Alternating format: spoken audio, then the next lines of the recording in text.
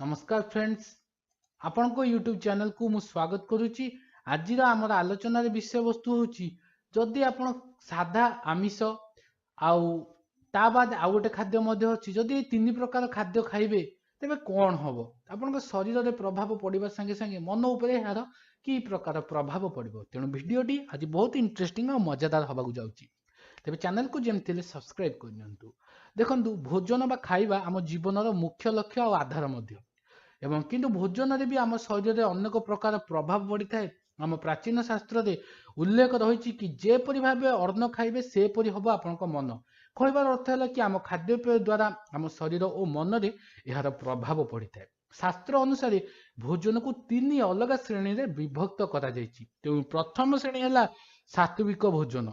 सात्विक भोजन रे किंबा सात्विक भोजन रे आम मन पाए उत्तम होता है। यह आम शरीर और मन को शांति प्रदान करिथाए, जहा फल रे कि आम विचार रे पवित्रता आसी थाए। एही भोजन रे फल, परिबा, क्षीर, लहुणी, पनीर, गहम, डाली और चाउल आदि जातीय खाद्य संबंधित रही।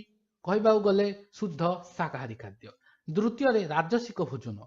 एही भोजन रे मन चंचल रही थाए।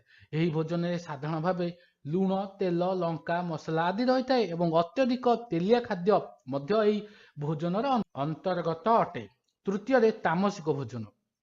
तामसिक माने तो आपण बुझी माने जदि बुझी ना कहि दउची।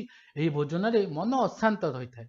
एही भोजन करबा द्वारा मन रे क्रोध, अलसुआपण, लोभ और मन चंचल रही थाए। एही भोजन रे मांस, मांछ, अंडा और बासी खाद्य अंतर्भुक्त अटे।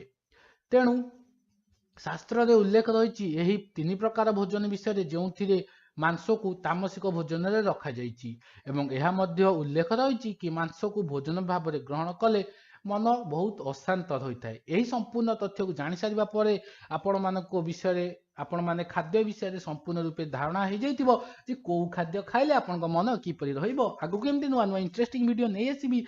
से पर्यंत चैनल को सब्सक्राइब कर नियंतु। मु रहिली आपन दिनटी मंगलमय हो।